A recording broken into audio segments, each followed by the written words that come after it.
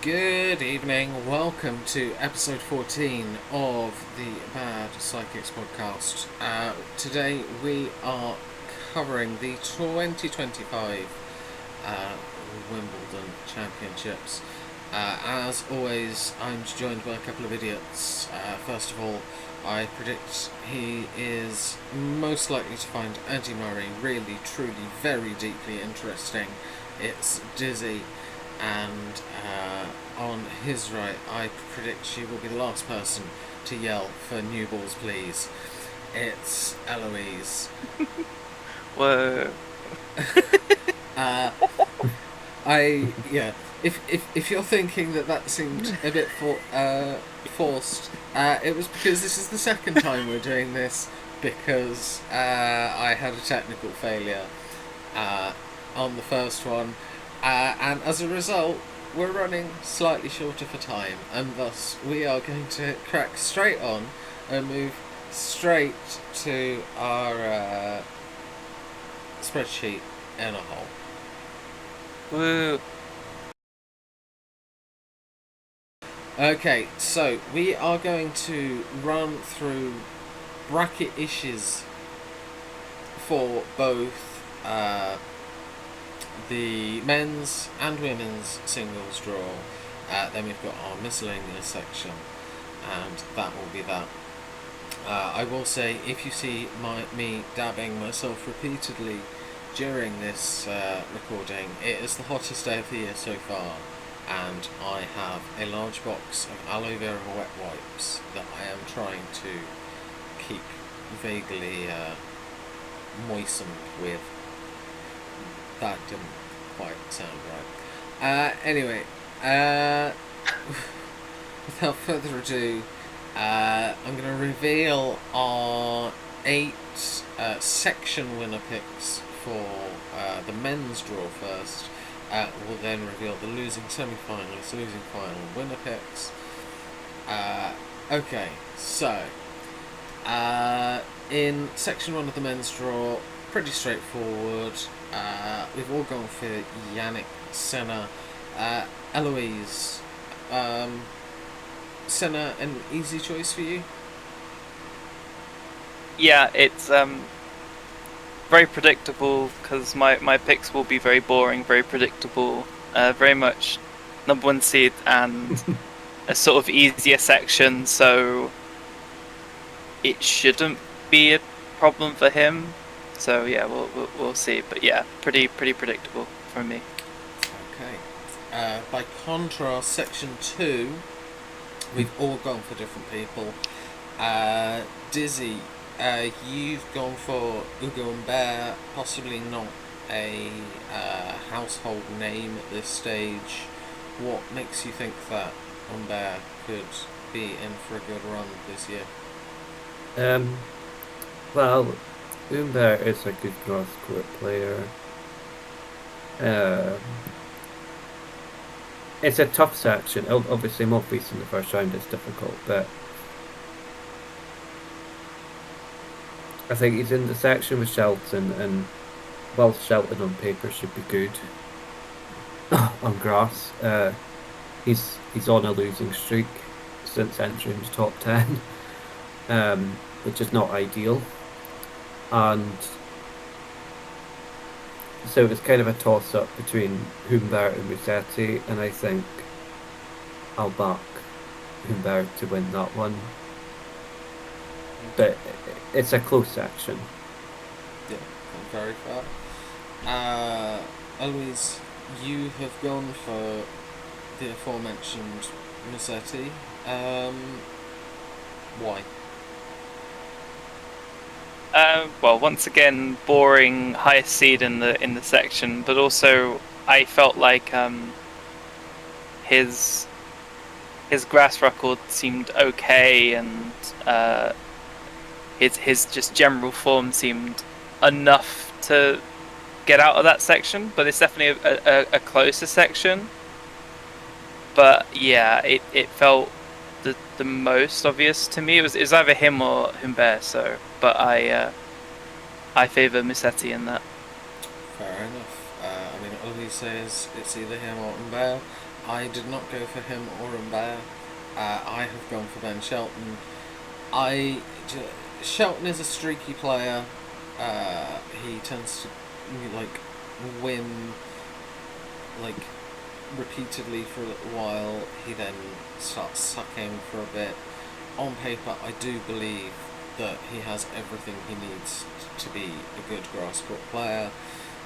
So I am going to back him to come off his losing streak in the next 2 weeks.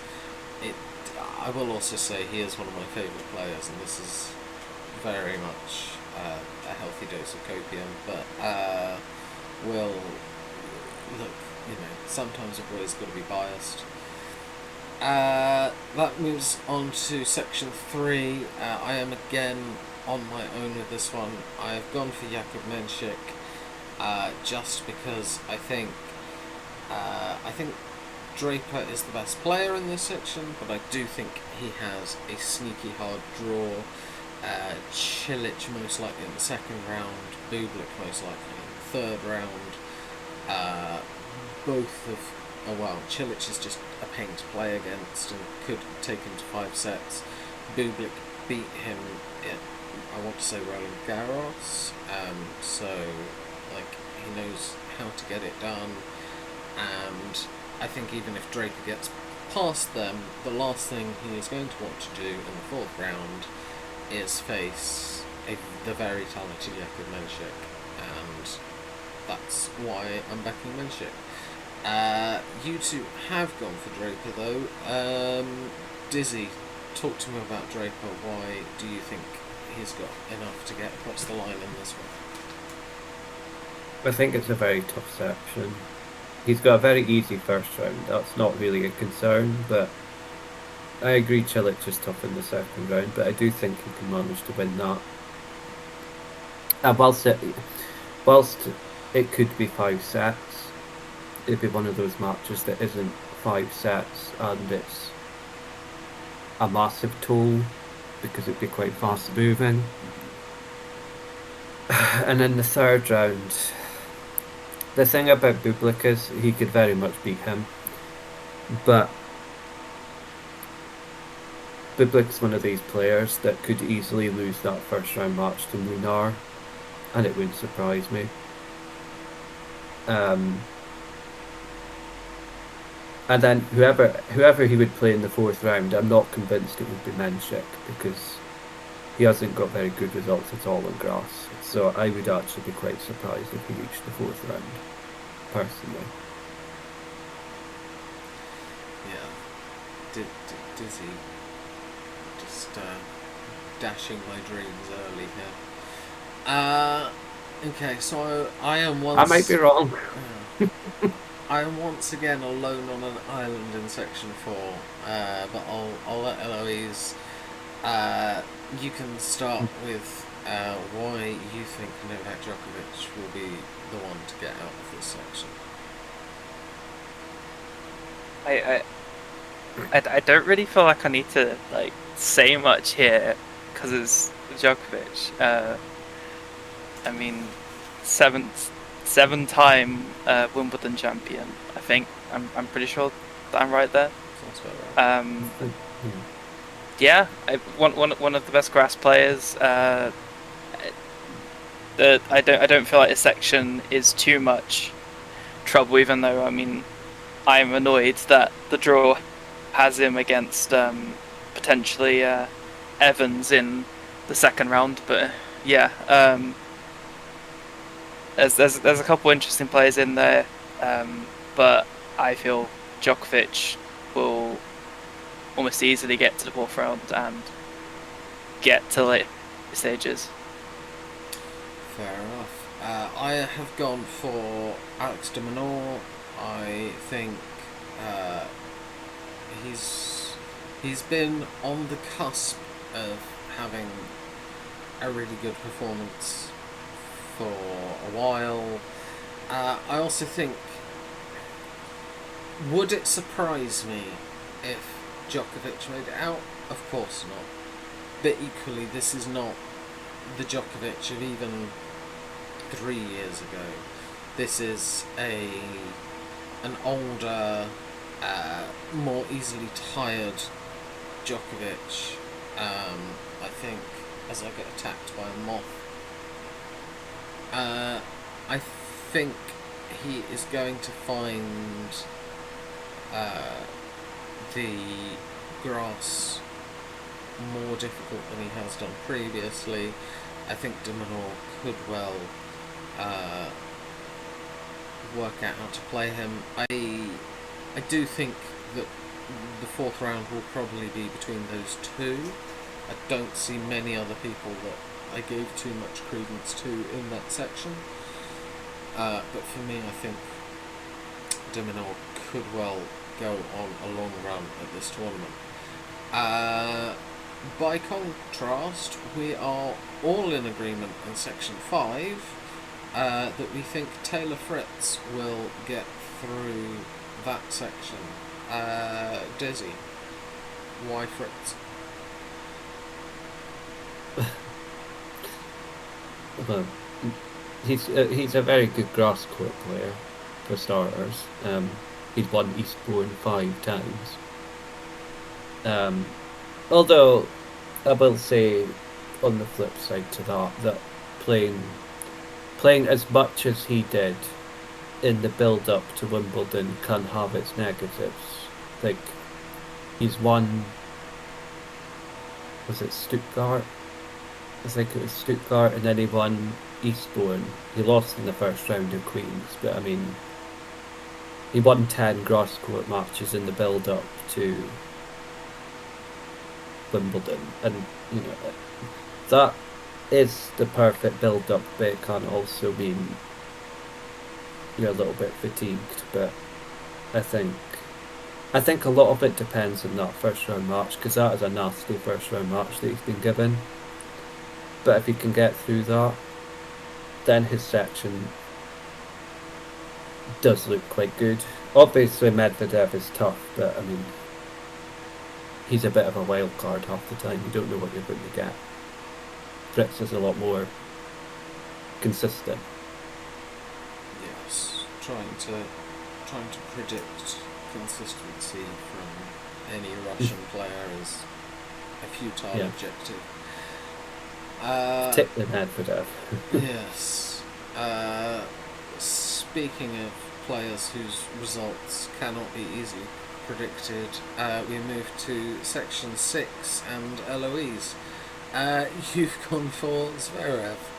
Why?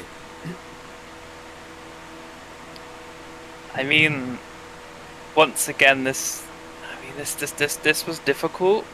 Like, I mean, yeah, Berrettini is a very good shout. I feel like Zverev has the potential to be really good. Like, obviously, he can do it on grass. It's just, yeah, maybe it does have a consistency problem. Obviously, I don't follow tennis as much as you two will, but on paper, obviously, he should go far. It's just, yeah, if that will happen, and I tentatively say yes. I feel like he could get out of this section. Okay. And then, by contrast, our resident Zverev hater, why have you not gone for Zverev, and why have you gone instead, like me, for Matteo Berrettini? Oh, hello, Monty.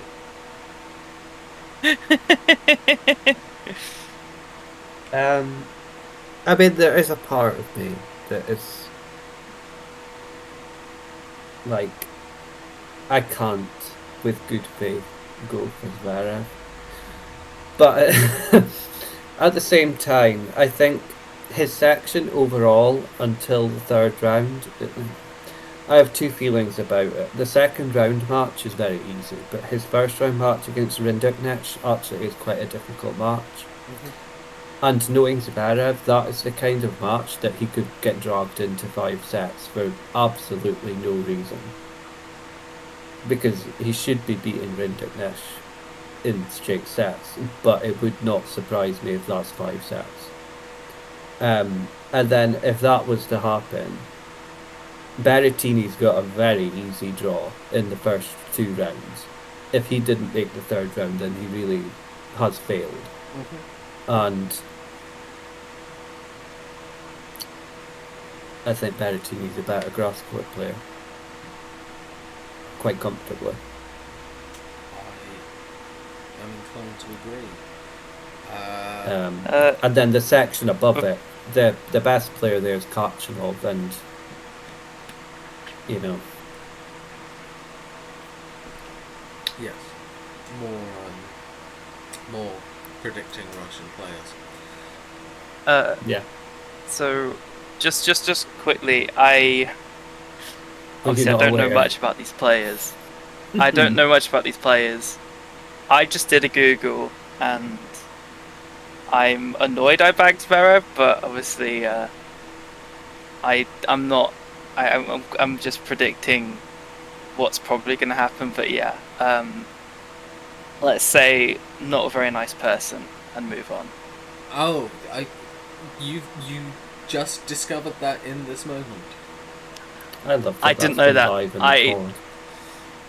I didn't know that. So all my facial reactions while you were going on were me reading this Wikipedia page of like, oh, yeah, Mm-hmm. no, I okay, yes.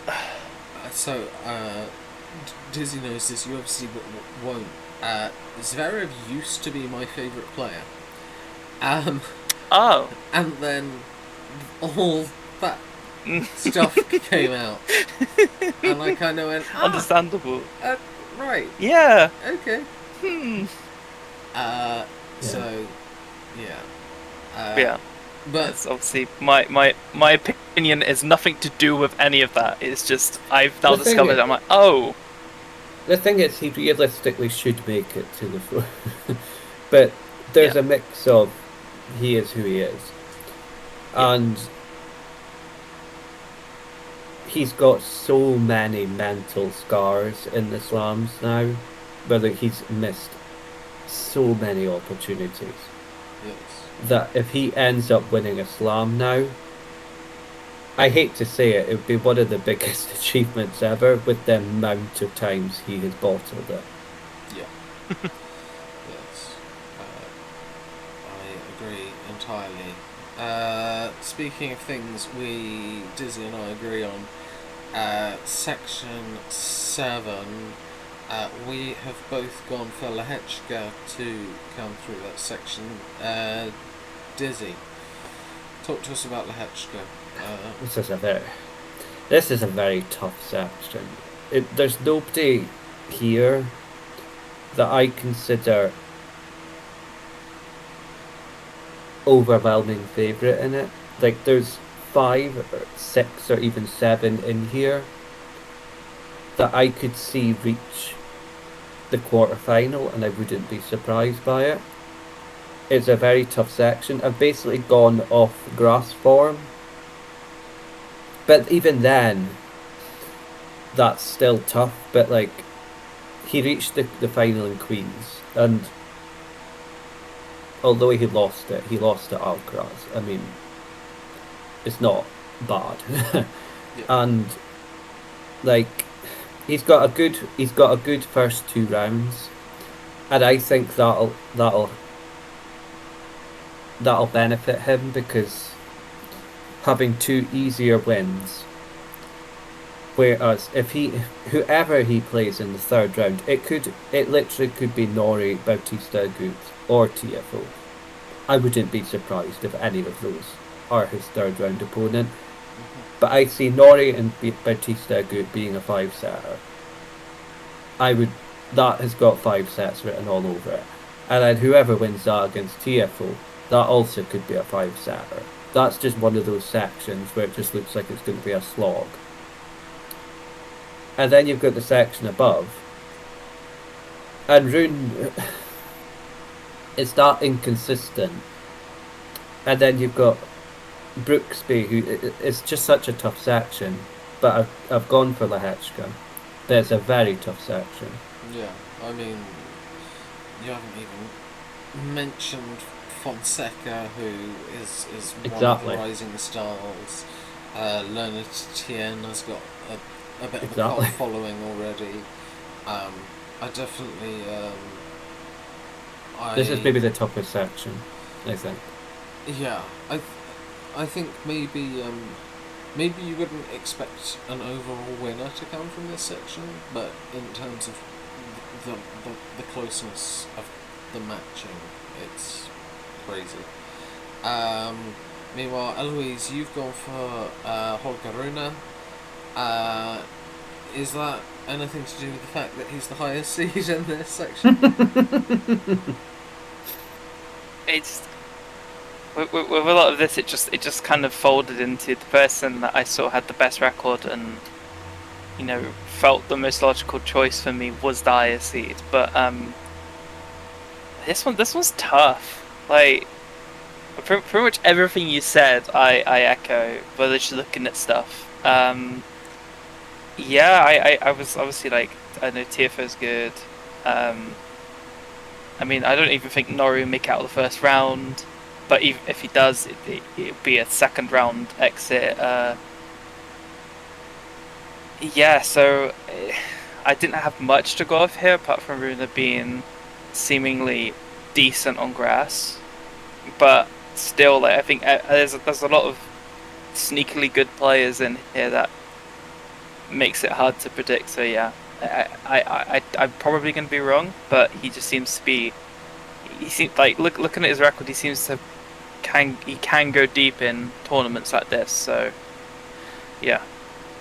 And the thing about it as well, like, Greek Spurs in there as well, and going into Wimbledon, I would have had him in the back of my mind of thinking, oh, he's someone that could sneakily have a really good run, and he's been stuck with Brooksby, Burnley and Fonseca. Yeah. Which couldn't be worse. Yeah. No. Honestly. Yes. It's just a horrible draw.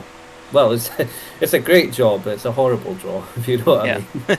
It's definitely the section of the bands I'll be paying the most attention to, because almost every match in it could be box office. And then finally, something possibly a little easier to predict. We have all gone for Carlos Alcaraz to go through in the bottom section. I mean, Dizzy, I know he's not necessarily your favourite player, but are you impressed by how quickly Alcaraz has turned himself into an all-court player? Yeah. The thing that's funny about him, though, is there's that, but then, like, he's obviously the best player in clay. And he's the best player in grass. But it's funny how, despite that, he hasn't quite 100% perfected it in hard courts. And I can't think of another player that's had that problem before. It's an interesting one. Maybe it is a mix of Sinner's just so good on hard courts, but even then, it's not like every time Alcaraz plays Sinner on a hard court he loses. It's like Alcaraz mucks up earlier in the tournament against whoever, and it's just a random defeat thrown in there, which he doesn't seem to have in him on clay or grass. Yeah. And it's very interesting that he's got that problem. But you see him comfortably coming through this section. Yeah, 100%. No, he's been given an easy section. Like the seat. I mean, Fognini in the first round was quite funny, but away from that, like, he's been given Auger Aliassime that I'm not even confident will reach the third round anyway. He's got Tsitsipas and he's got Rublev. I mean, I don't think I need to say anything else really, to be honest. Yeah. It wouldn't even surprise me if he's playing a non-seeded player, to be honest. No, I in our bracket that we do for every slam, I have him playing an unseeded player, because, yeah, I agree. I think Ojoris Aliassime is too unpredictable, and it would not surprise me if... And he's just generally having a bad year again. Rublev is Russian. And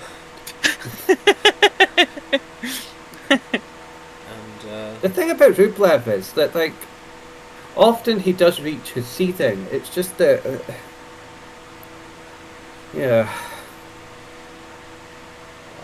I mean, look, Rublev is going to maybe win his first round match, but he's definitely going to lose to the indomitable steam train that is Lloyd Harris. Susie Bergs. Absolutely not. I'm not the Susie Bergs. backing the one South African player in either draw all the way. But of course. But yes, no, the other seeds in that section of the draw, Rublev, Ojoris Aliassime, and Titty Piss, it's just not exactly. He couldn't have been given a better draw, I'm going to be honest. No. Fognini in the first round is quite funny, and that'll be quite watchable for more than one reason, but other than that, I think it should beat Fognini quite easily anyway, but... Yes. Guaranteed to play a qualifier in round 2, which is, I don't remember it. Yeah, he's playing Tarvet or Reedy, how do you say it? Reedy, thank you. I feel like there's going to be a repeat of the match last year, where I think it's going to be the same thing's going to happen as last year. Tarvet's going to win that match, and it's going to be a similar vibe to when Fernley won his match last year and ended up playing Djokovic in centre court. I think the same thing might happen this year. Yeah. It'll be similar to Marcus Willis as well. I think that's going to happen again. Yes. I remember Marcus Willis. Pretty sure. He played for... He's still playing doubles. Yeah, he played Federer Federer after playing... Did he beat... Was it Ricardus Berankis? That's my vague recollection. Far back, possibly. Right. Anyway, let's move on to the losing semi-finalists, because we've definitely lost Eloise going into that 2015 Wimbledon or whatever it was. Yeah. So, right. I have gone for Fritz and Shelton to lose in the semi-finalists. Interesting. To lose in the semi-finals. Which, yeah, basically means that hang on, does that make sense? I'm sure that that's possibly... Yeah, I don't think... I have a feeling that's not going to necessarily make sense with my other predictions. I could be wrong. I can't remember what I've done. I might have screwed myself up trying to count bits of the draw. Anyway, though, yes, it's going to be American Heartache in the semi-final. Fritz is going to lose. Shelton's going to lose. And everybody's going to be very, very sad. I'll be very, very sad if that happens. Yes. Because I have a feeling who's in your final. I'm not convinced you do. Oh? I'm just saying. Alcaraz is one of them. Right.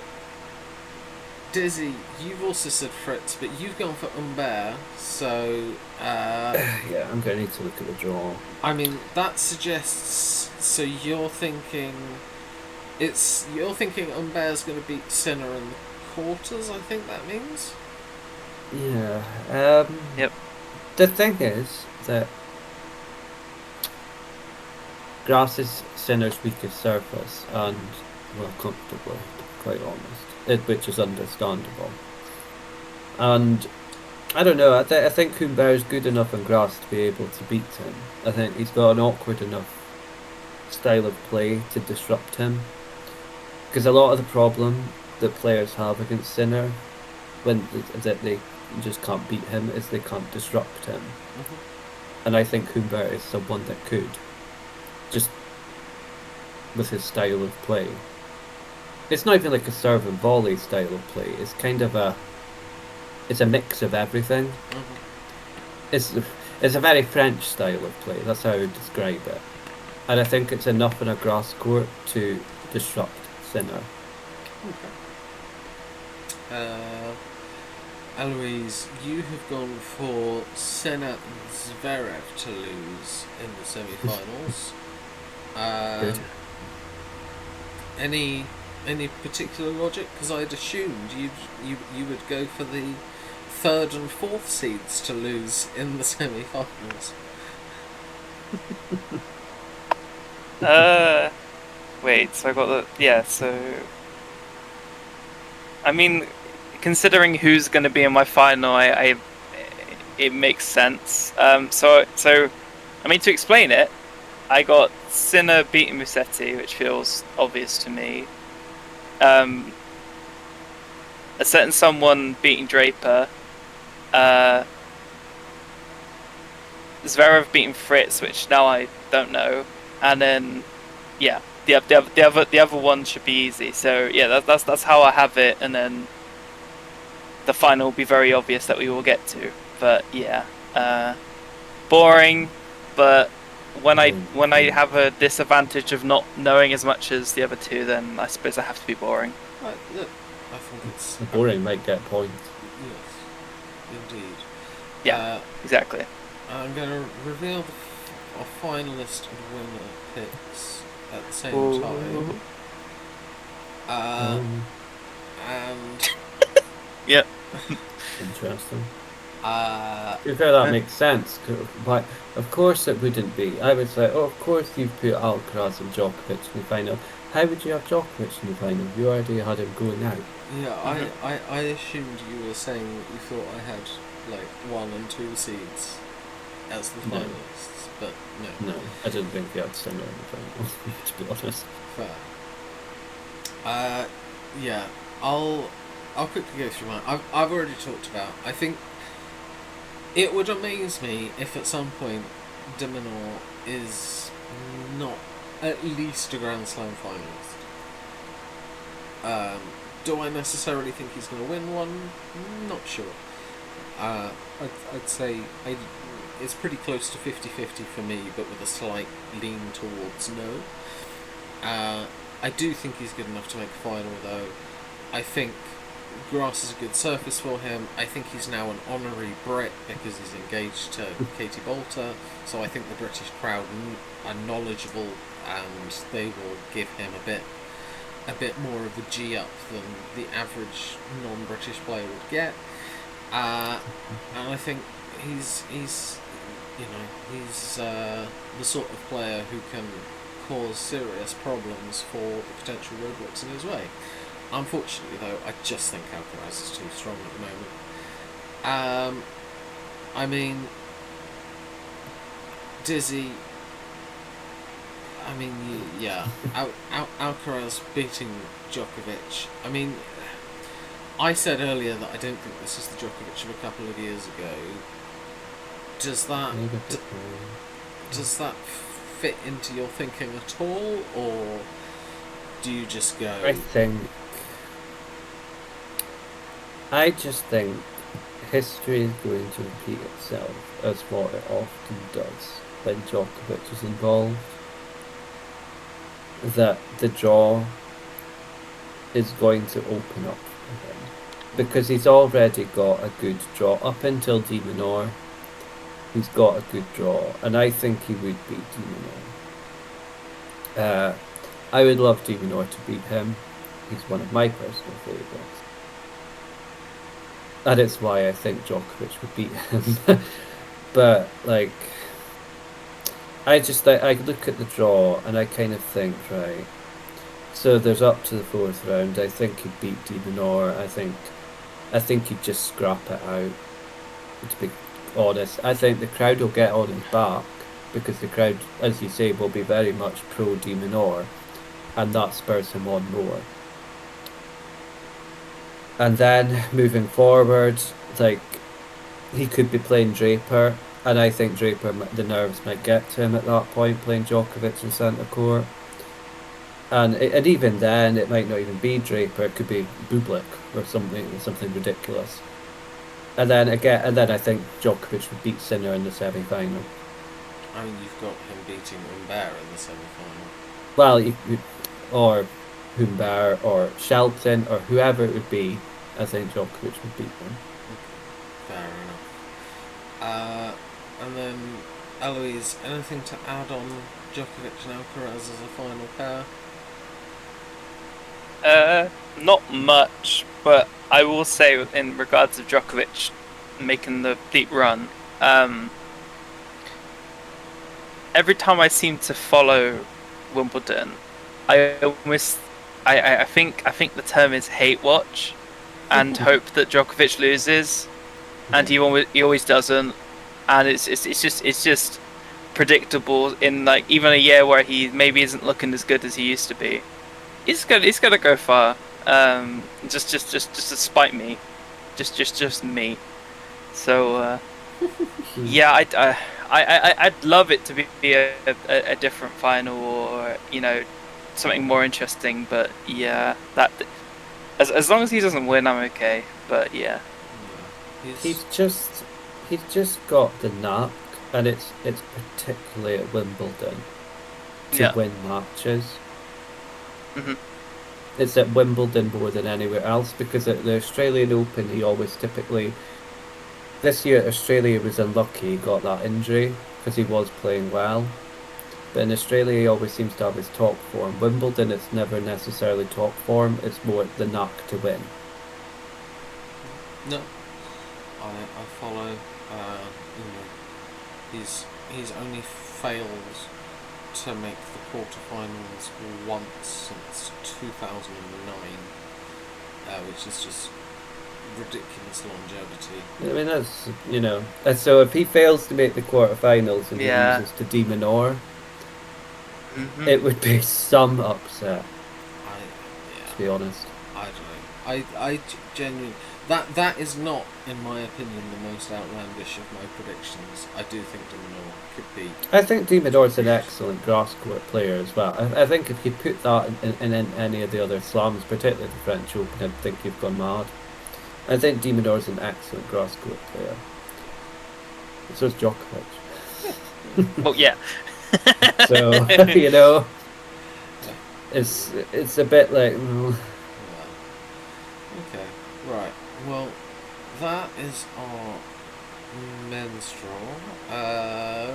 Give us a moment, and we will switch to the women's. Right, okay, we've moved on to the women's section now. Exactly the same thing as the men's. Gonna reveal the 8 section winners for each of us first. And... okay, interesting. Very interesting. I'm having a look through. A lot of this makes sense. There's a few interesting things.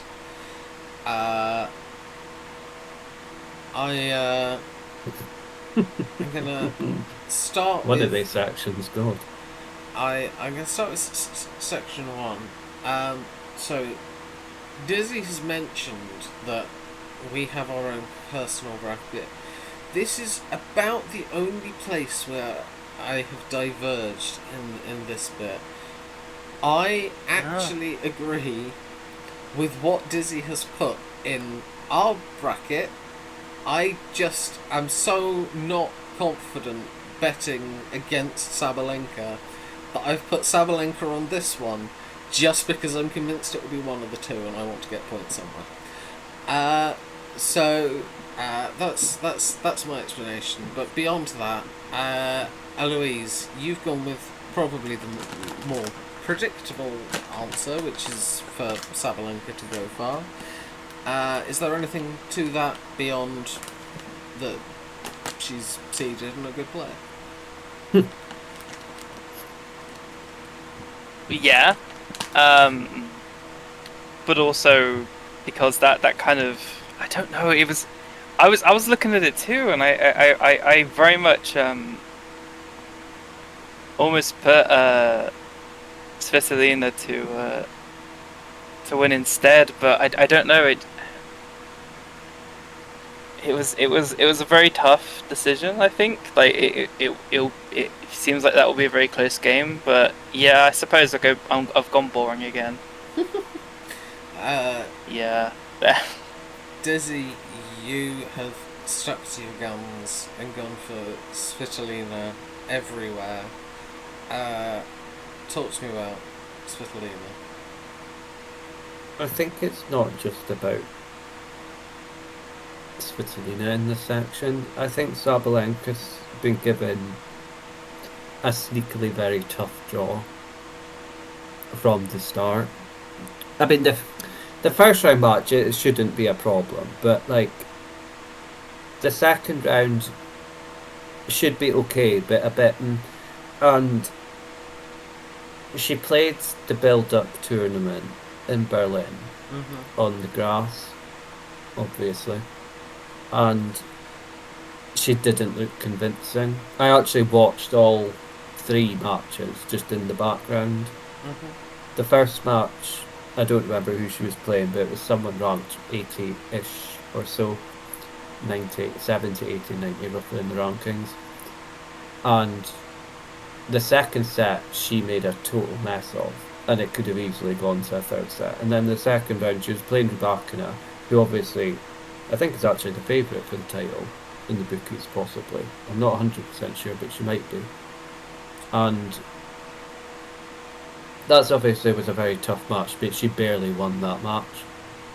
And then she ended up losing to Vondrousova in the semi-final, quarter-final, I think semi-final. And Vondrousova is potentially in the third round. And I wouldn't have thought about Vondrousova before the tournament, but suddenly she's found something after the injury she's had and won that title in Berlin.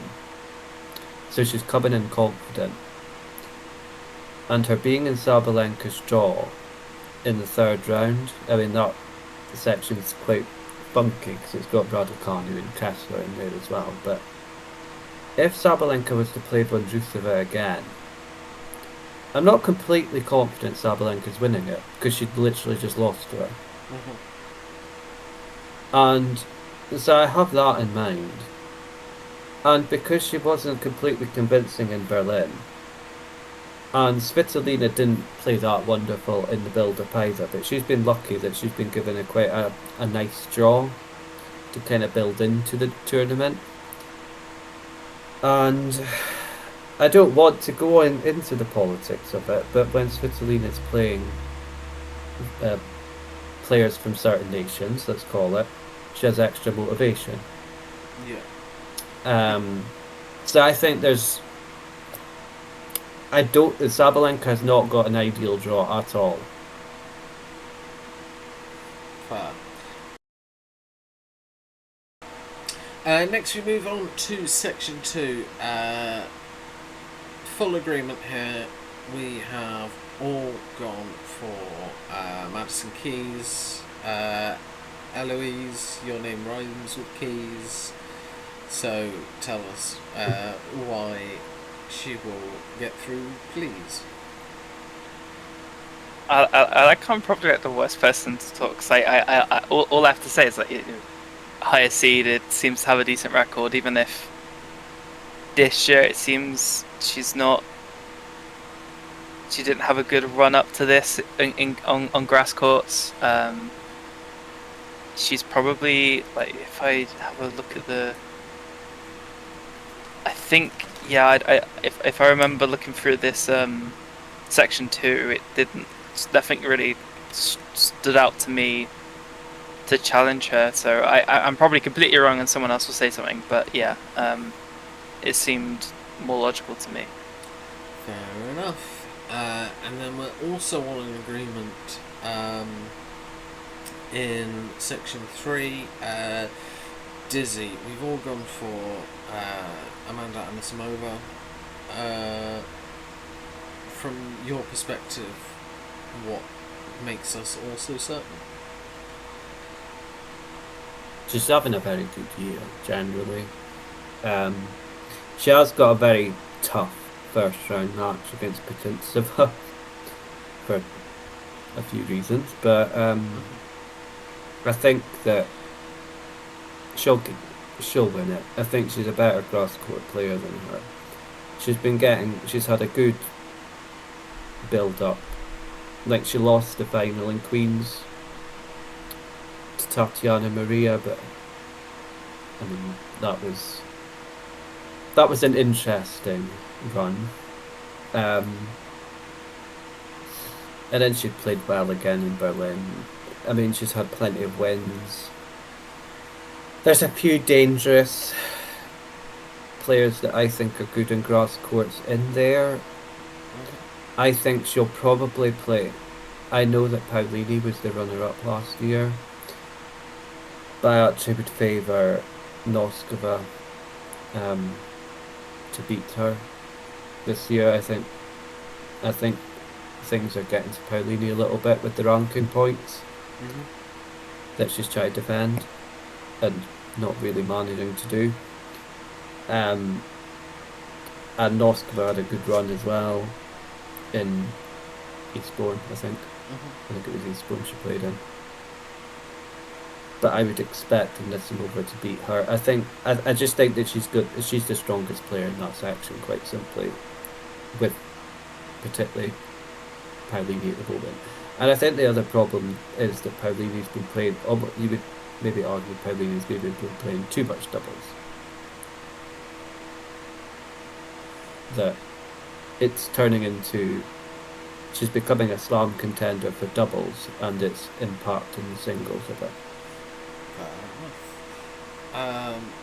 So, I mean, by contrast to a lot of our picks so far, we've all gone for a non-seeded player in section 4. The two of you have both gone for Ons Jabeur. Eloise, why for you have you gone with Jabeur? I mean, she's definitely one of the players that I know more. So I'm aware that she is very, very good on her day. I think I was looking at her. She seems pretty good on grass. So that felt like, because this section is just so, it feels so open, like looking at everything. Because I mean, I'll bring up the section later, to be honest, because I have something to say later. But let's just say the fourth round I have it'll probably be Jabeur versus I think I had Sinikova in my head for later reasons, because I think she had a decent record, if I remember looking. And I think I had her down.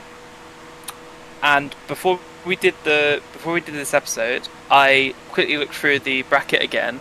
I didn't notice Jabeur before. I'm like, oh well, she needs to be in my picks for obvious reasons that we'll get onto later as well. And then I think I forgot to then change it in the section, so I had to quickly do a change there. But yeah, it seems I think that is this is an interesting section, and probably the section for the shocks.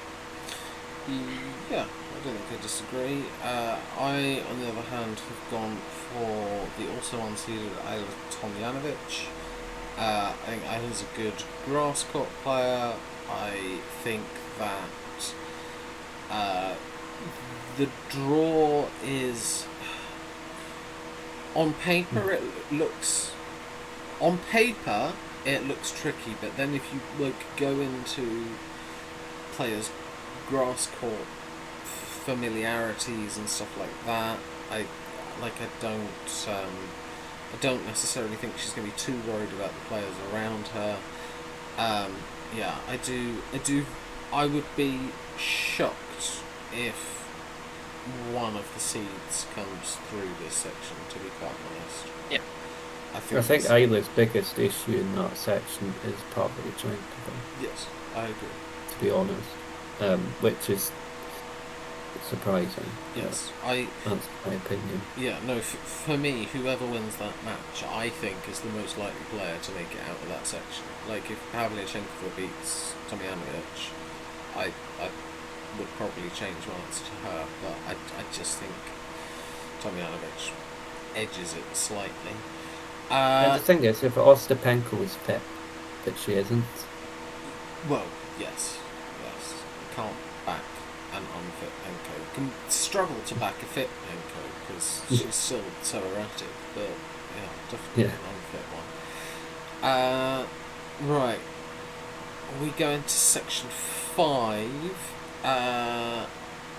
Eloise, you've gone for a seed this time, but you've gone for Emma Navarro, who is not the highest seed. Why have you chosen Navarro?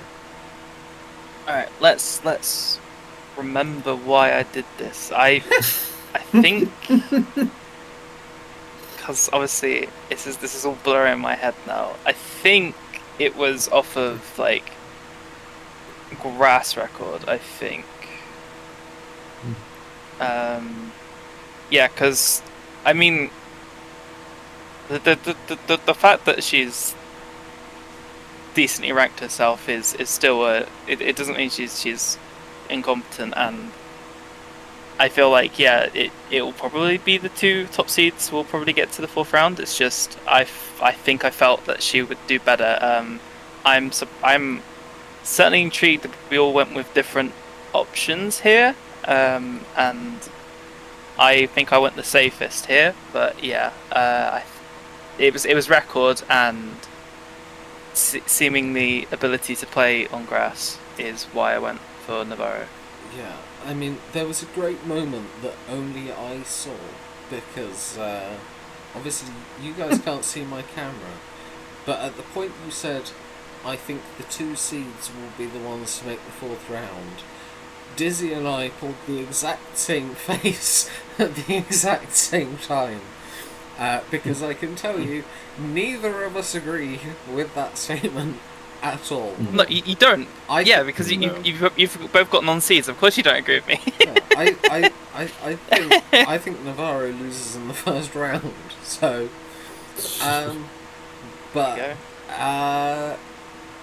Dizzy, you've gone for Kudermetova.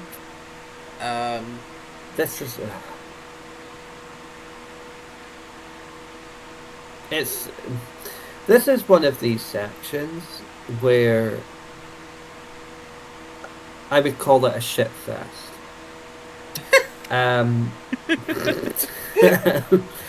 Because the problem with it is that, like, you've got Andreeva in there, and I don't want to sound funny.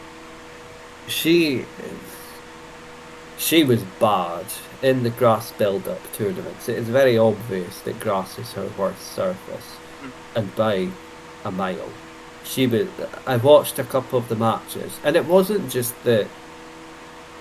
Like, there was the mix of she wasn't playing that well, but it was also the complete mental capitulation that was going on. Mm-hmm. That she won her first set and then lost the first game of the second set and decided to blast the ball out the court in a meltdown. Mm-hmm. And I thought,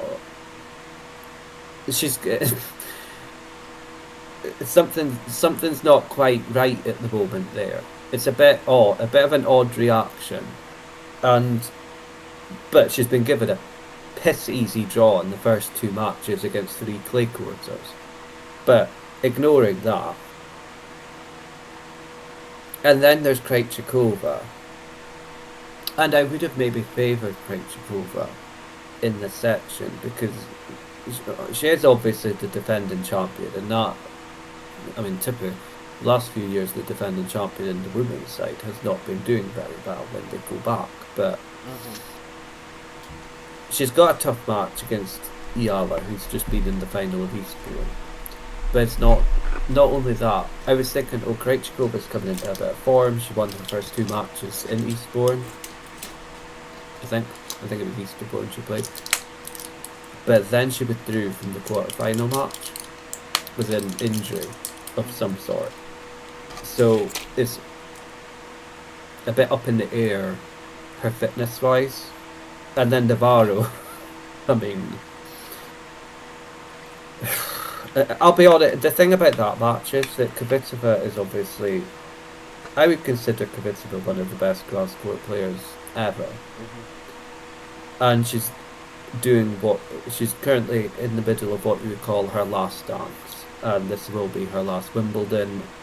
US Open, I believe, is her last tournament. I think knowing the Wimbledon crowd and knowing what Kvitova's done there, they are going to be so behind her in that match for her to win the match, and I think that'll help her win that match.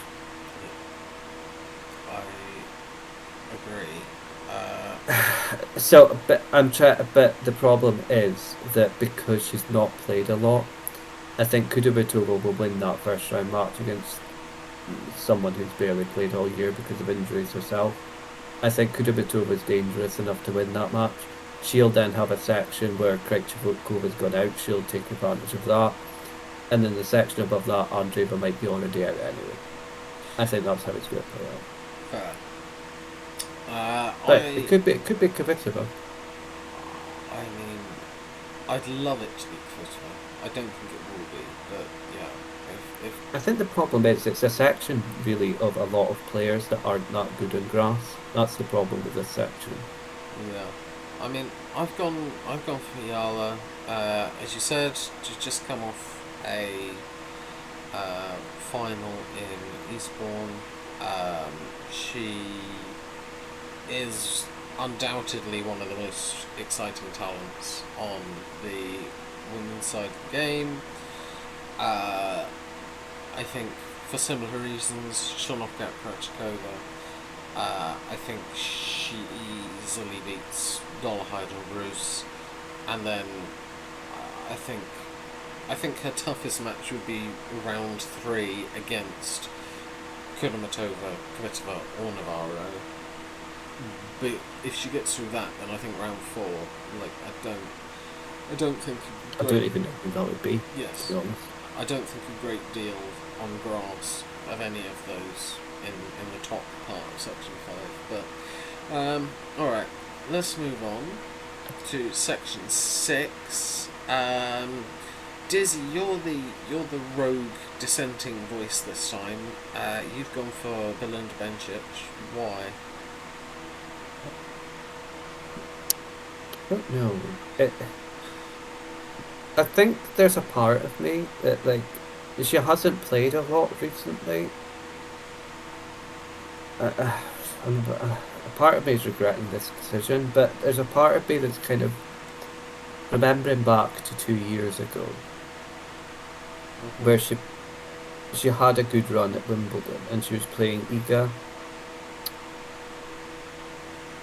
and she almost won it. She was so close to winning that match, and she played so well. And there is a part of me that's thinking that she's coming back, obviously now as a mum. She's got a favourable draw. Her first round match against Parks is one of those where Parks could be hitting the ball out the stadium, or it could be winners every shot. She's one of those, and if she's hitting winners every shot, then she's probably going to knock out Bencic. But how are you supposed to predict what she's going to do? And I think if Bencic wins that, then I think she can beat Lynette quite comfortably on a grass court. And I think she would take down Pegula in the 3rd round. That's my honest opinion. I think Bencic is a stronger grass court player than Pegula. I know Pegula just won the title, but I'm going to go back to my point before. Sometimes playing the week, and Pegula's had this before, sometimes playing the week before slams, it doesn't do you any good, and Pegula keeps doing it. She'll win a tournament before the slam. It's like, I would call it what Pliskova used to do. Win a tournament before a slam, and then shit the bed when the slam comes. Mm-hmm. So that's what Pliskova used to always do, and Pegula's regularly doing that herself. So, I don't. It's a tough section. Like, away from that little section, there's a few good grass court players in the like Alexandrova and Bukova and Wong are all good on grass, and it is a tough section. But I've gone for Bencic. Okay. I'd personally be quite surprised if it's Pegula. Interesting. Well, Eloise and I have gone for Pegula. I mean, Eloise, what's your thinking?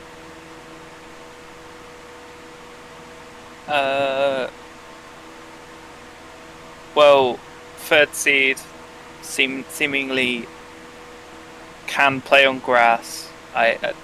Those are my thoughts. Mm-hmm. I think looking she won a grass tournament leading up to this. Yeah. So yeah, I if it's a smart pick, I'll let you go into it more. But yeah, it's. Yeah, I mean, I honestly, I don't think there's that much more to just say about it. I mean, I think I do think we've probably all chosen one of the two players who will at least come out of the bottom half of the section. Might be a few people who would say it could be Maria, but I don't know. I'm not fully convinced by that. It's definitely an interesting section, but I just fancy Pegula to get it done narrowly. Which takes us into section 7. I mean, Eloise, you have gone for Iga Swiatek. What's your thinking? Once again, highest seed seems to be able to play on grass. Lost that tournament against Pegula, but yeah, I'm once again not very confident with my picks, but and it'll probably be explained why I'm wrong, but yeah, it seems logical to me, but I'm gonna be told how I'm wrong. So well, I don't necessarily. I wouldn't say you can back against Iga confidently at any time. Dizzy and I have both gone for Elena Rybakina though. Dizzy, talk to me about Rybakina. I think, the thing about it is that I would have probably favoured Iga to reach the quarterfinal, but she's been given Rybakina in this action, and Rybakina is one of the few that can give Iga trouble in clay on a regular basis. And it's not like it's a one-off. Rybakina can give her trouble in clay, which is obviously Iga's by far favourite surface. And when it comes to the grass, Iga just has that hesitation, and Rybakina doesn't. And I think that's why I would back Rybakina to beat her. And there isn't really anyone else in that section that I think. Like, I'm 99% sure in the predictions we've done, the three of us did, that I've put Iga against Rybakina in the 4th round. There are a couple in there, like Collins and Kostyuk, that are dangerous, but I think Iga would beat them. I had a feeling that you'd chosen Kostyuk to beat Swiatek. I could be don't think I did. Okay. No, I'm pretty sure I haven't.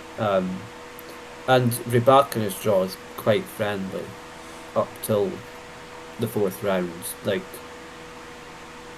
Yes. her seed is Towson, who up until Nottingham had not won a grass court main draw match in her career. Yes. And I rate Towson very highly, but part of me was honestly considering going for Heather in that match because Heather loves grass so much, and it's at Wimbledon. Yes. I didn't, but part of me, I did toss and turn about that one a bit. So I just think Rebakina's got the edge. The one thing I will say is that Rebecca's draw is my nemesis, Evanescence. So, whatever I predict Evanescence to do, she does the opposite every single time.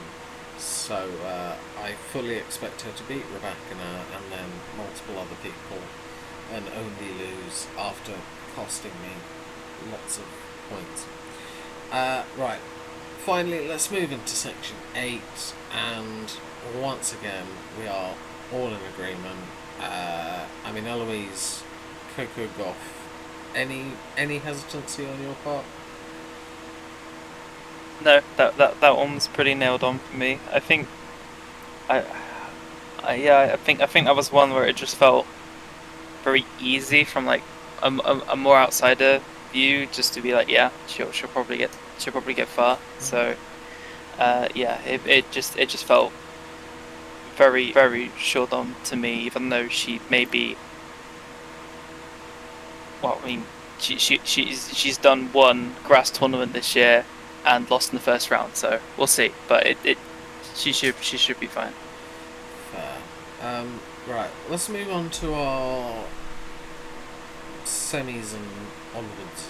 We'll start with the semi-finalists. So I have gone for Yala and Anisimova. I see Yala beating Pegula in the quarterfinals.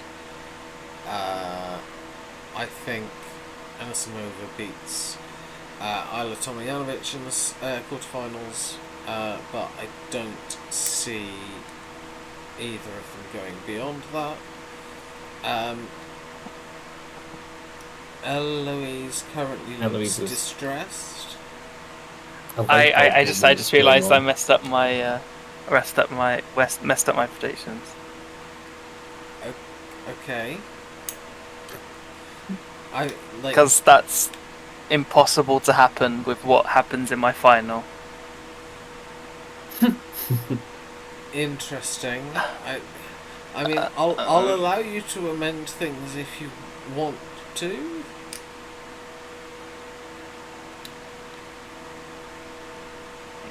Okay, fine. So, all three of us going for Anisimova. Dizzy, in your case, you've gone for Anisimova and Bencic.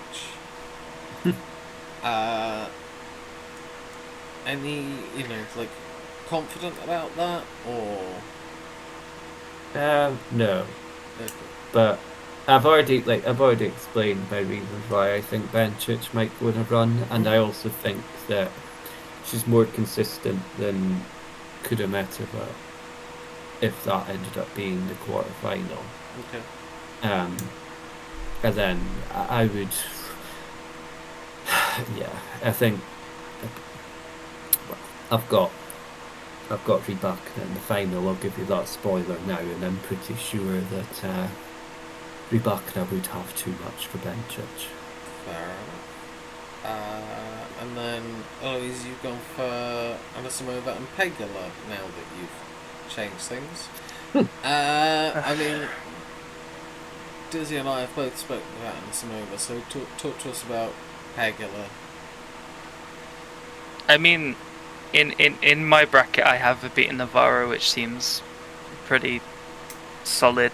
So, yeah, I feel like she'll go far and then lose to someone that will be mention at some point. Even though I expect have other people, will other people have? I don't know.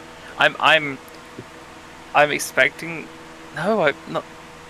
I'll be probably the only one with the final I have. So it will.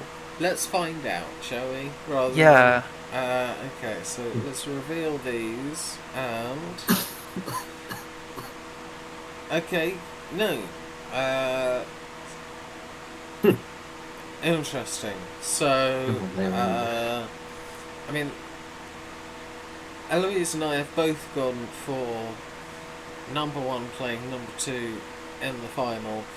As I said earlier, from my perspective, I think whoever comes through section one wins the whole tournament. I just couldn't decide whether it was Sabalenka or Svitolina. So on this occasion, I've gone Sabalenka. I think that if she makes it that far, she'll have too much for Goff.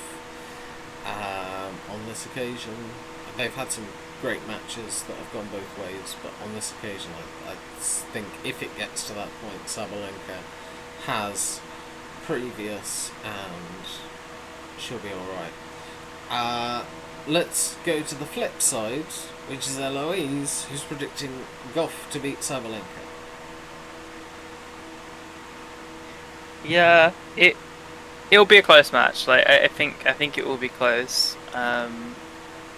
I just would find it more interesting if Goff won.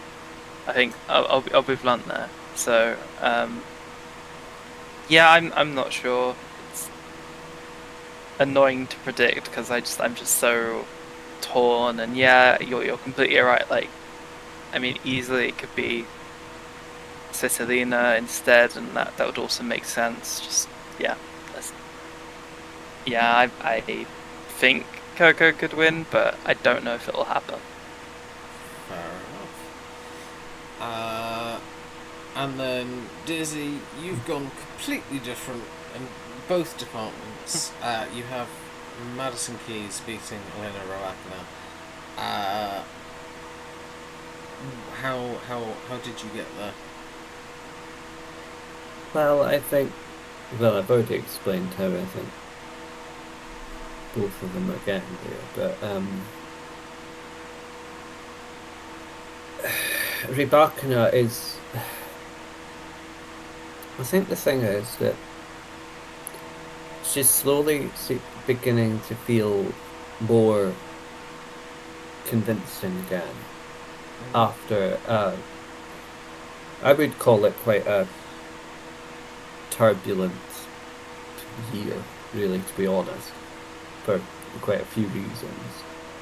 And she won that tournament on the clay in Strasbourg, which just came out the blue completely, because the form before it was just really, really poor. And she's now in her favourite surface. She's won Wimbledon. I think she'll beat Iga. And I'm not even completely confident that Coco Gauff is getting far enough to play Rybakina.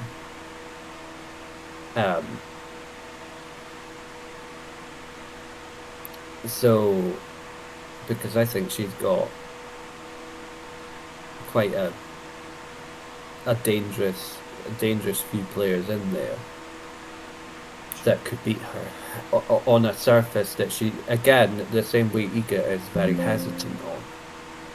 For, I think her forehand easily falls apart on grass. Yeah. So, and then on the other side with Keys, I don't know, there's just something about her where it just feels like 2025 is her year, where, okay, it's not like she's winning everything, but she's won the Australian Open. She reached the quarter-final of the French, and she lost to Coco Gauff, who won the title. Yeah. She's just generally in all the big tournaments playing well. And okay, she had a couple of performances in the build-up But sometimes, honestly, that like she put in a second round loss in Auckland before the Australian Open, and that didn't stop her winning the Australian Open. You know, so sometimes I don't know. It just feels like 2025 is her year. I might be wrong about her winning it, but I definitely think that she is one of the favourites.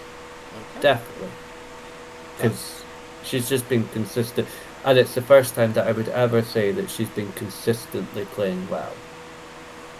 fair Because enough. consistency has never been her thing. No, I don't disagree with you there. Okay. Well, that's our particular predictions for the women's then. Now we've just got the miscellaneous section to do, which will happen momentarily. Okay, we're back. So we are now going to go through the miscellaneous section, just various predictions for what's going to happen in these draws. We're going to start with the flops, men's and women's flops. These are the highest ranked seeds that we expect to go out in round one, and see what gets said. Yeah, that's what I was expecting from Eloise. Right, I will start because I will say, Zverev, I don't necessarily think Zverev goes out in round one. My issue was, when I looked at who I did think would go out when, the highest seed I was confident in losing was in, like, the high 20s. There's no chance that every seed above that makes it through round one. So I just went for somebody who I thought could very much have a round one brain fart and implode. And then Chinwen, she's not great on grass, and she's got a tough draw, and like I do not see her lasting particularly long in the tournament. I mean, you know, maybe she could shock us, but we've all gone for the same thing for the women, so I don't think we need to discuss that. Dizzy, Yeah. talk me through Sarandolo for your men's swap. I mean, it was similar to you, where it was like I genuinely looked at all the top 15, and I didn't think any of them were going to lose. I mean, it could happen, obviously, but I would be surprised with any of them, with who they're playing, any of them are going out.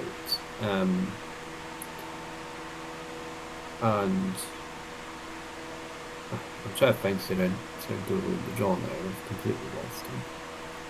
I can't remember what section he's in offhand. Oh, yeah, he's playing Borges, who, again, it's not like he's a great grass court himself, but like, I don't know, Sarandolo has not been playing particularly well since Rome, and he played one grass match and he lost it.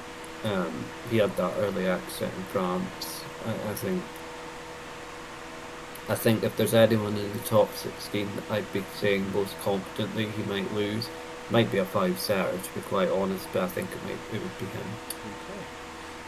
And then Eloise, you touched on it earlier, but you've got Ben Shelton. Yeah. I'm not sure if I feel the most confident with this, but it's funny how you've backed him and I've done the opposite. But I think I had a look because I think because I'm very much really struggled with like these ones in the bonus section because I don't know half these players, so I can't like give a good like surprise answer or a good like long run to an extent. So I struggled a little bit, but I think I did a little Google. Some forums suggested a couple matches. I had a look at them. I saw that Alex Bolt was seemed to play a lot on grass.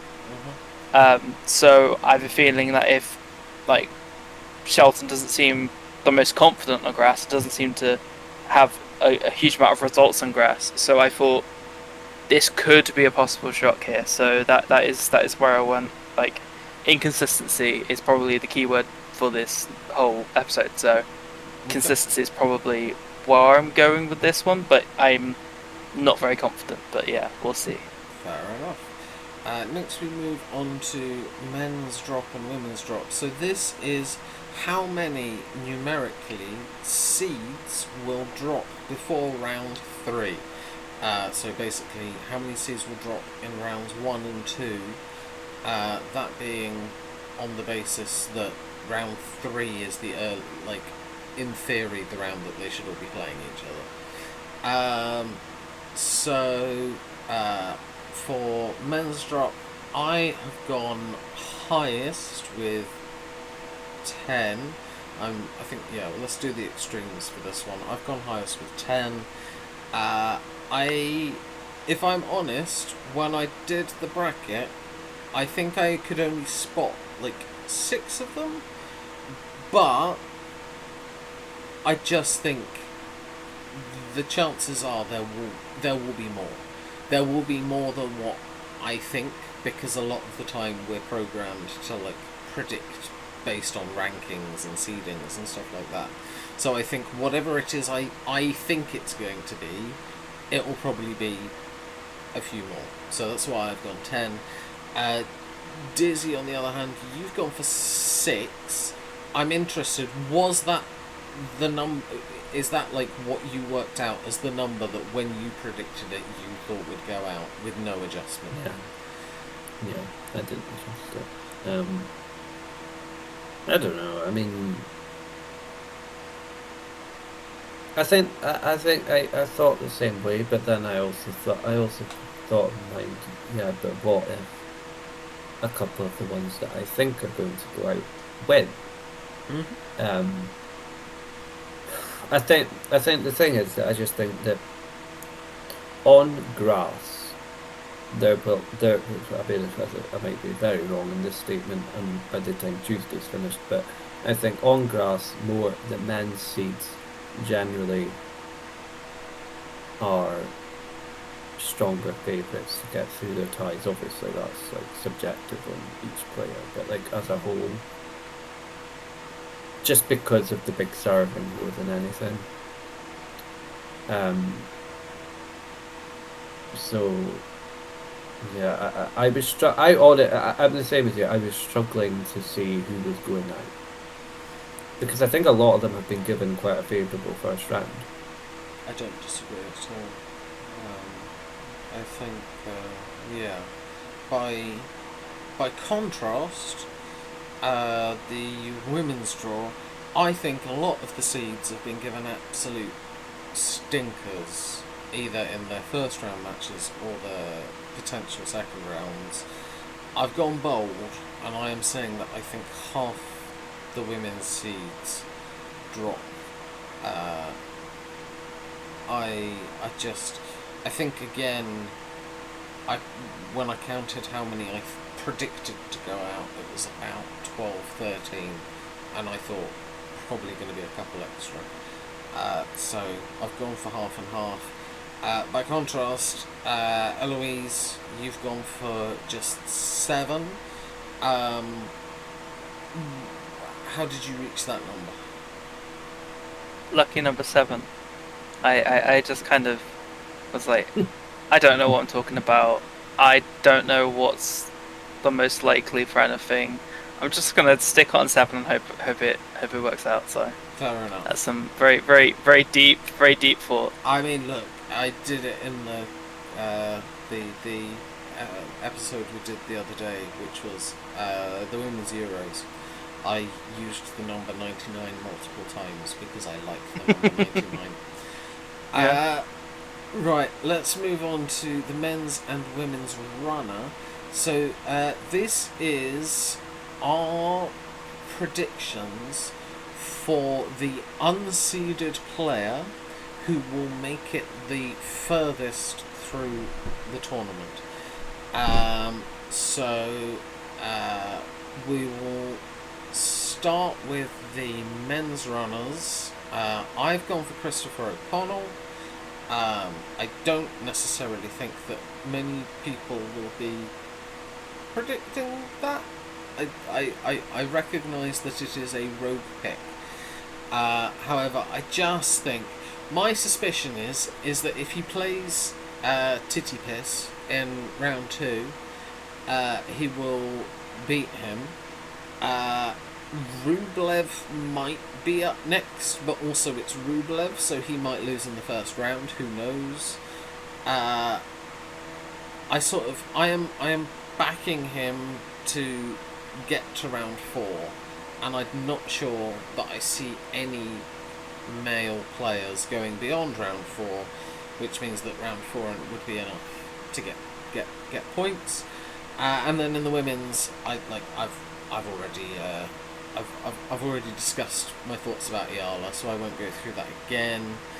I mean, Dizzy, you've already given us your thoughts on Bencic, so let's instead talk about Corentin Moutet.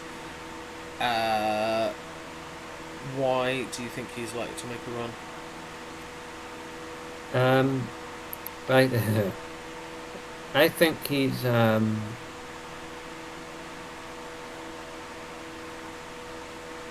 he's one of those players that can drive an opponent mad, and I think he's been given a very easy first round match against someone that I'm going to be honest, I'm not even convinced has even seen a grass court before, and then he's probably got Dimitrov in the second round. That's the one that a little bit 50-50. But Dimitrov, I mean, you don't know. I mean, he could literally have an injury with how things have been going for him in slams, and I don't know. I think Moutet would beat him. I think Moutet's the kind of opponent that can beat Dimitrov. And then you go into the third round. Tommy Paul has got a very easy draw until the third round, but he's not that good in grass, whereas Moutet is good in grass. So I think Moutet definitely can reach the fourth round in the section he's got, because if I was Moutet, who's already coming in confident from his grass court build up, and he's looked at that draw and seen he was with Dimitrov and Tommy Paul, he is not terrified by that.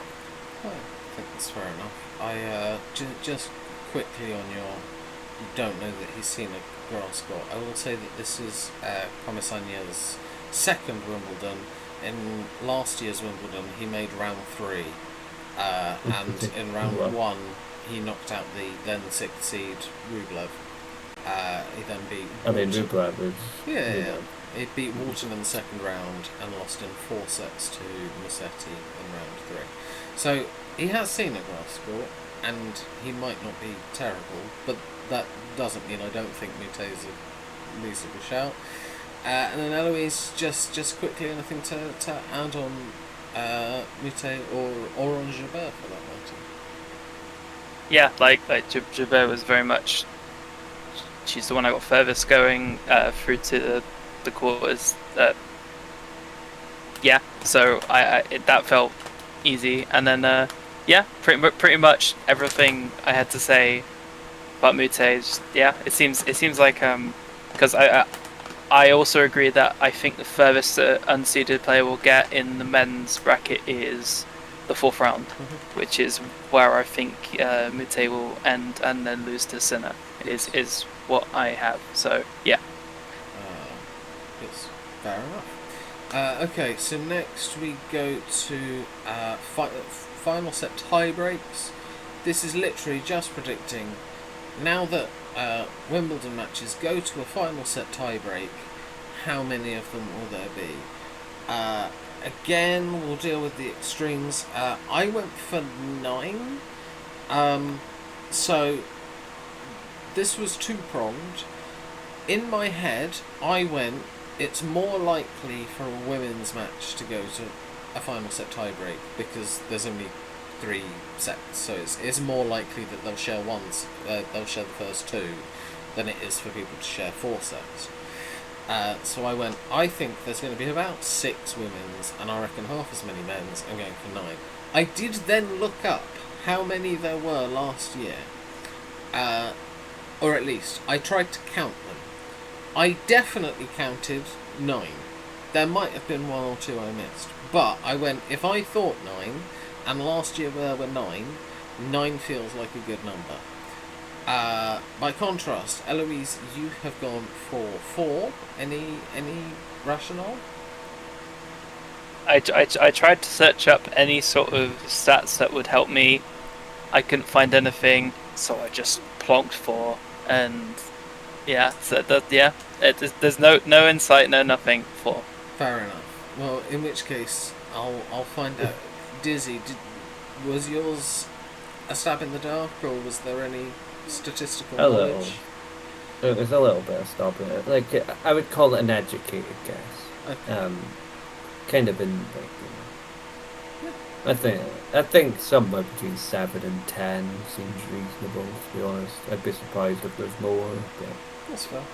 But then at the same time, the women's draw's got quite a lot of close matches, so Yeah, I don't disagree. you know, we could end up with 10 final set tiebreaks going on in the women's first round, and then, you know. Yes. Okay. Right, then we've got final. This is, will 0, 1, or 2 of these 2 draws go to a final set? Not a final set tiebreak, just a final set. All of us have gone for 1. I mean, I don't really think we need to go into that any further because it will not matter for the scoring. Either all of us will or will not get points. Next, you've got injuries. This is how many results will take place because of injuries. So how many games will players retire from? And okay, once again I am the high one. I've gone for 8. I think my logic is that there quite often seems to be quite a few in the first round of Wimbledon because people haven't quite got their grass footing, and it wouldn't surprise me if between the 2 draws there were like 5 or 6 in round 1, and then I'm just kind of going, there's probably going to be 1 or 2 later on because, you know, it's a physical sport and these things happen. By sharp contrast, Dizzy, you've gone for only 3. Again, was that based on anything specific, a gut feeling? I have put kind of logic into it. I agree that particularly at Wimbledon, the first round, you know, slips and stuff happen. But I think on the flip side to that, this year's Wimbledon, for the first 2 days, are supposed to be really hot. Mm-hmm. So that means the grass courts are going to be that little bit less slippy. They're not going to be as slick as what they would be in a kind of cooler environment that they often play in. So whilst the grass courts are at their most slick and at their most fresh and both slippy in the first 2 days, it's supposed to be very hot. So that'll make them less slippy. That's why I think there'll be less this year. Okay, fair enough.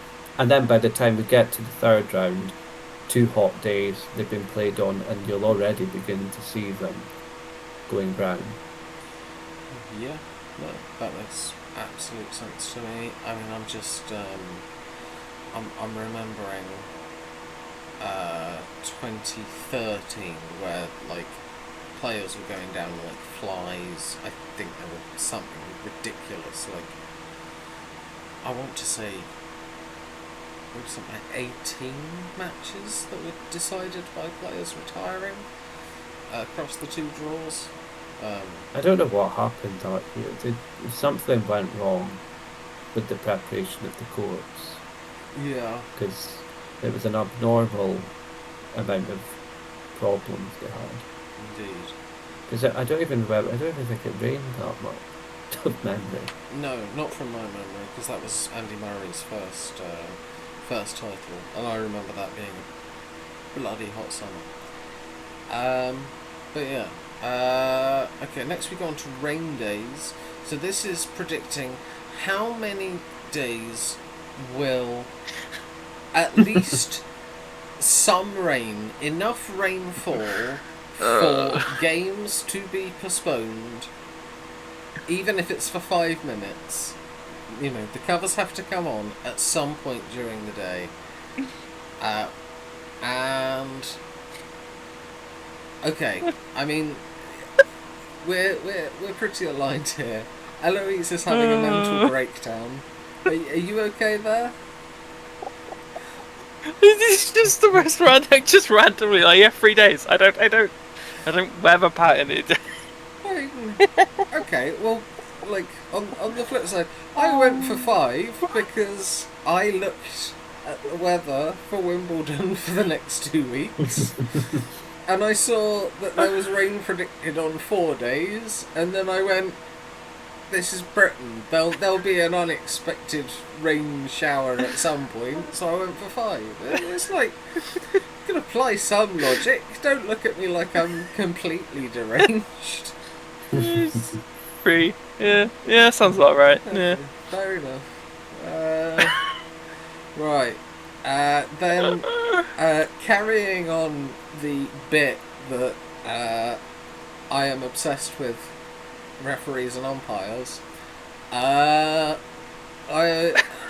we've got final chair. This is who will be the chair umpire for one of the 2 finals. Eloise still having a mental breakdown. Right, let's have a look.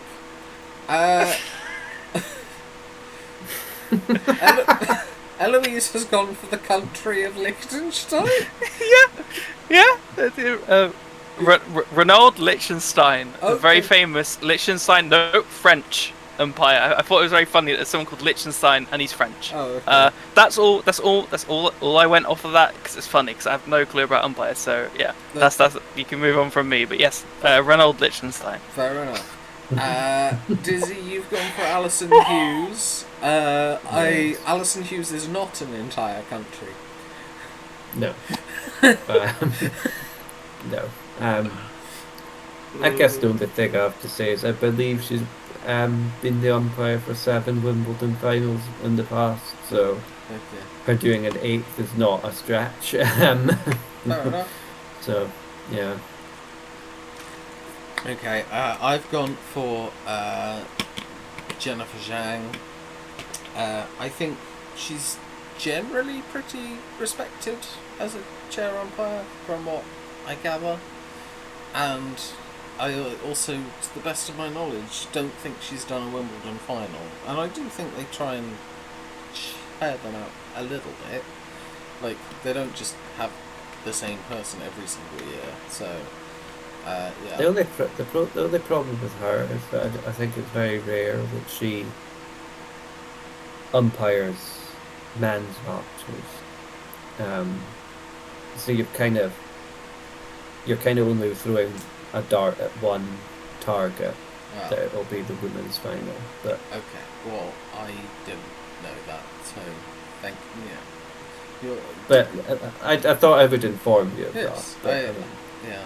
I Whereas appreciate if I look at Alison Hughes, she's umpired both a men's and women's Grand Slam final more than once. So, fair enough. look, I might be wrong, but I mean, it's I mean, maybe Jenny Zhang might get a Wimbledon final this year. It wouldn't surprise me, but it also. I hope so, because, as I said, she seems respected, and I quite like her. She's got a very calm demeanour. Right, finally, we are on to always the most chaotic section, the bonuses. Let's have a look. Okay. Right, we'll start with mine. I have said that there will be no titles for British players in... I've put any comp because I couldn't... Right.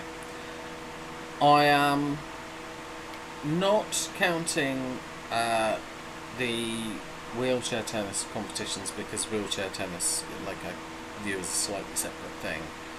I am also not including the stuff like the men's senior invitationals and stuff.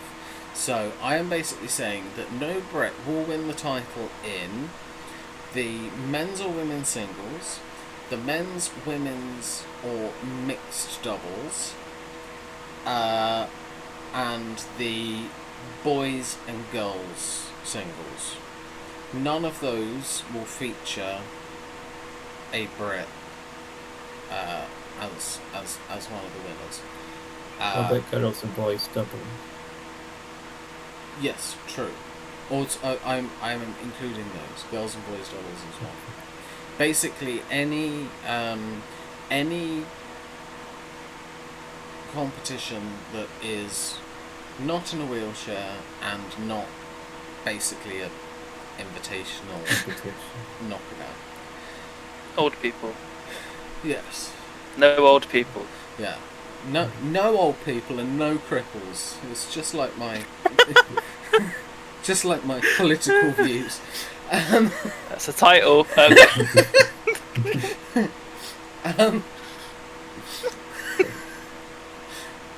So yeah, I will let you two quickly discuss what you think that's worth and what sort of offers you would give it. I think Does there's he? a low chance of it, because Okay. the Brits do very well in the doubles, particularly the men's doubles. I would say there's multiple favourites in the men's doubles.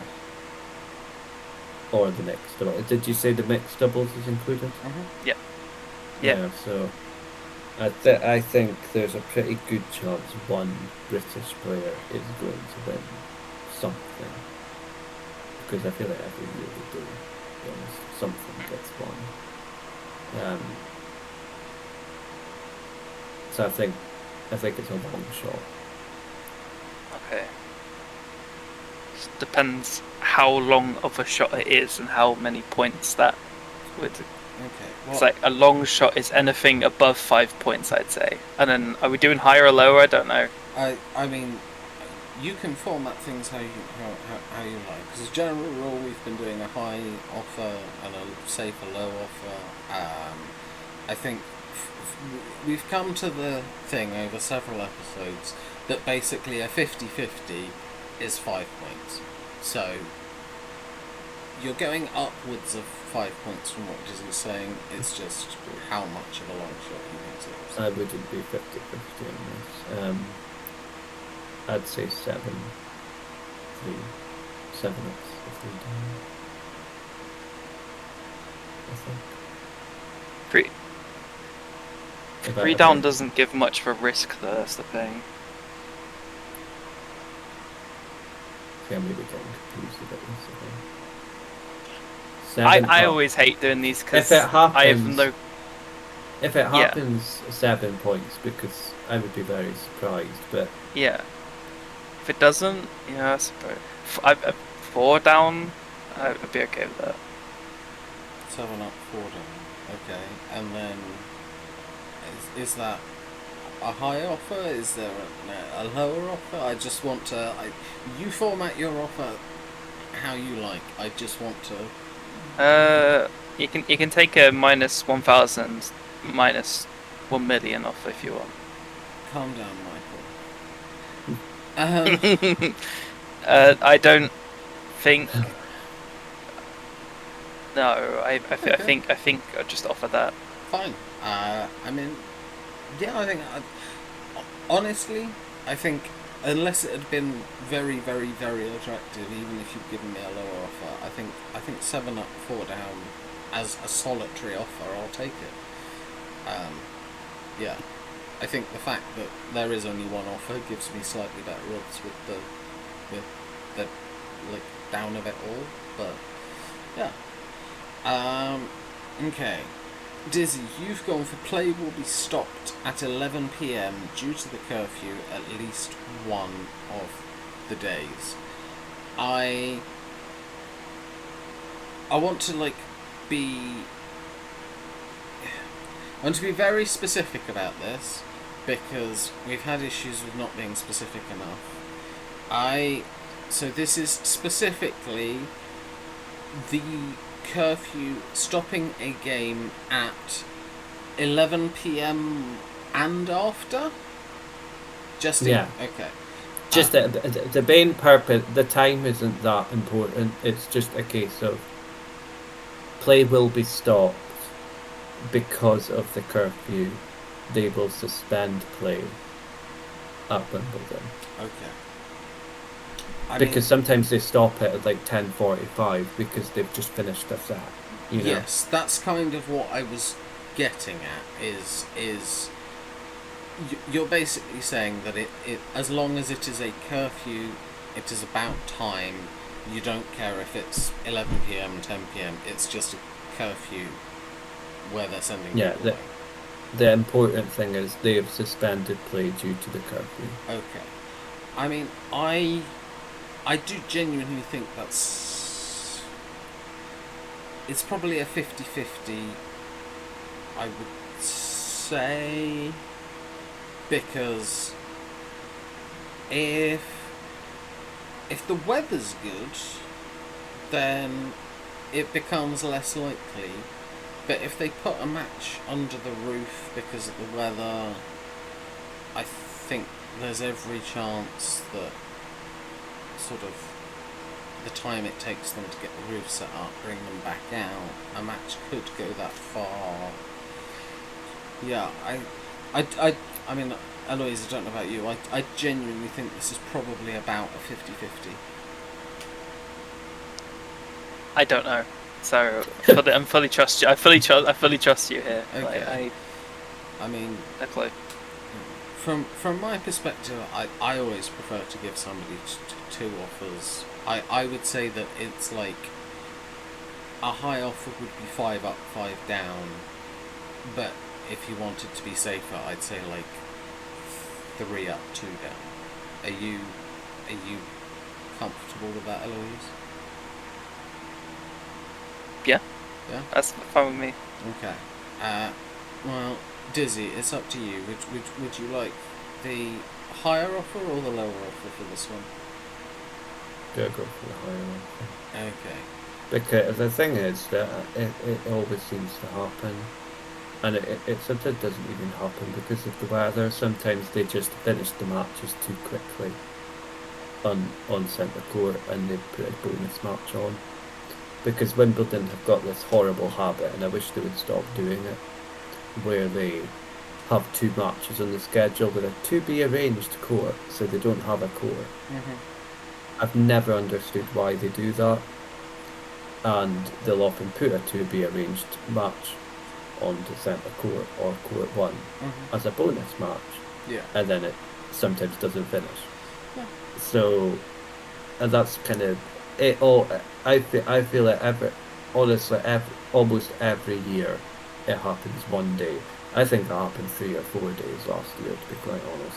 So I think last year was particularly wet, wasn't it, from memory? That was part of the issue. I just think there's a pretty good... I noticed that there's one day that looks like a washout. I think it's Thursday. That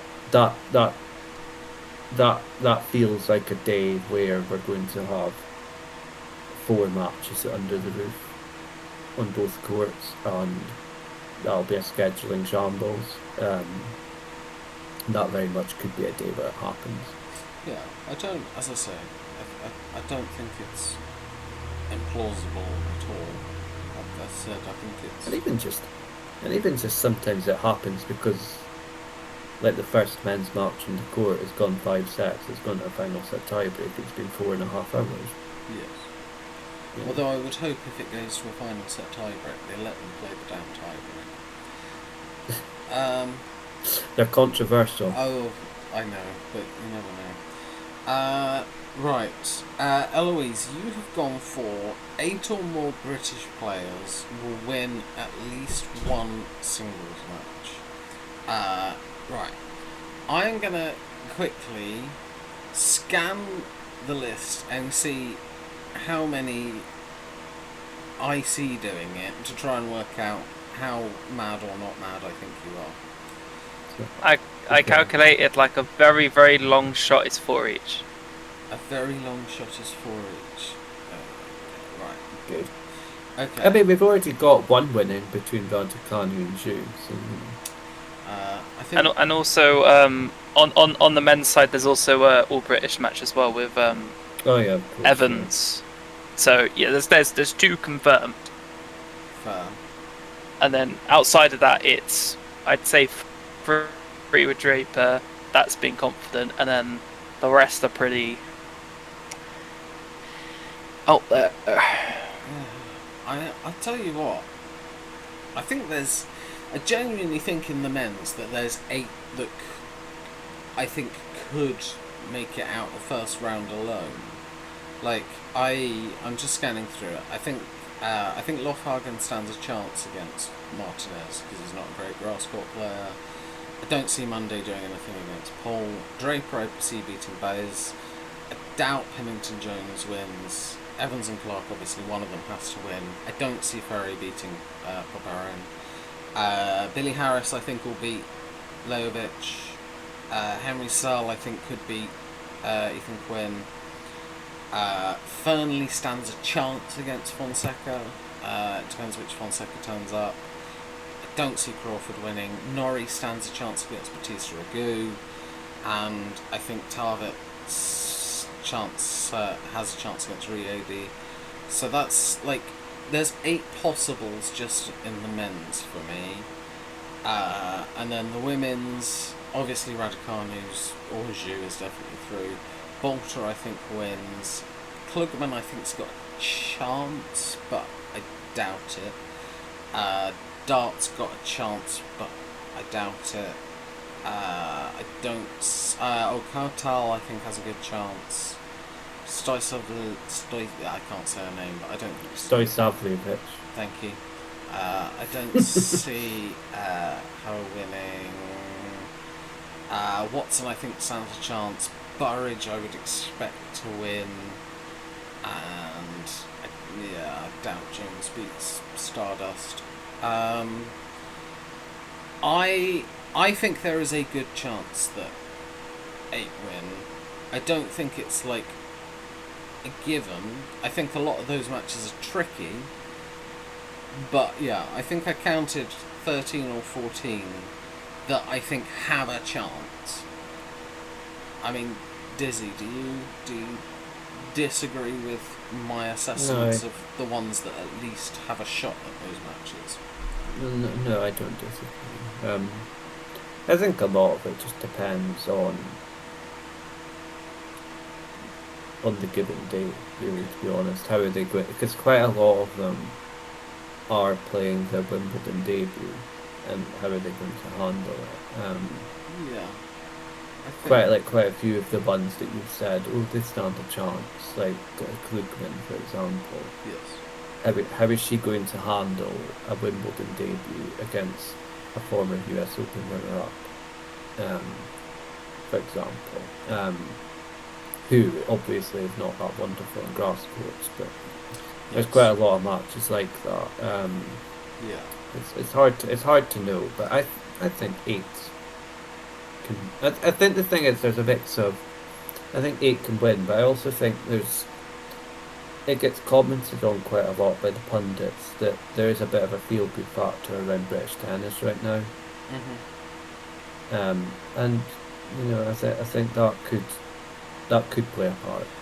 Yeah. So I would say I'm about 60-40 that that would happen. I am similar. I was going to suggest 4 and 4 as a high offer, and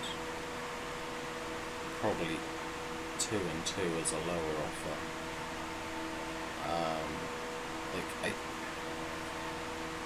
Yeah. I think the fact that there's 2 guaranteed, I counted 14 that I think could. So basically it comes down to, of the 2 that aren't guaranteed, 6 of 12 need to go through. Does that make it a 50-50? Does that make it...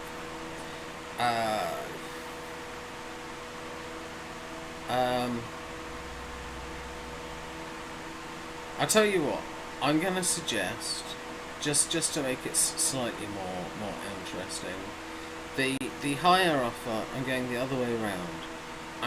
I'm going to suggest that the higher offer be 5 up but 6 down, if wrong.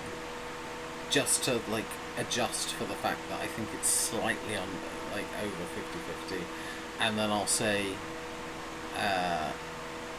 2 and 2 for a lower offer. Are you comfortable with that, Dizzy?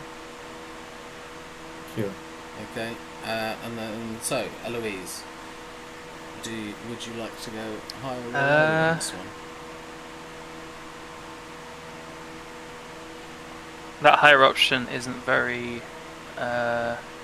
appealing to me, so I'll just go lower. Okay, fair enough. I didn't know whether you'd roll the dice on the basis that you're not very confident in this one anyway. I mean, surely you know by now I always go low. I know that you have gone be low. safe. Yes, I know you have gone low to this point, but I thought it might change when you're, playing with house money. But yeah, okay. So those are our predictions for Wimbledon 2025. This episode, I'm hoping, is going to be with you early Monday evening. There is a chance that this doesn't get out until Tuesday evening. If that's the case, I want to assure you right now that it is 10 to 10 in the evening on Sunday the 29th of June. And we are doing this in advance, and if any of our predictions become scarily accurate, the fact that we... Like Shelton losing in the first round. Alright, you. Then, yeah, it's completely innocent. This was just the only time we could record this. But yeah, Dizzy, Eloise, thank you very much. Your company has been a pleasure as always.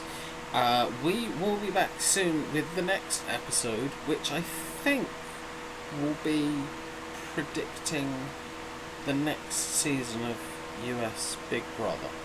I think that's going to be the next one, in probably about a week's time. But yeah, hope you enjoyed the video. Hope you enjoyed Wimbledon as well.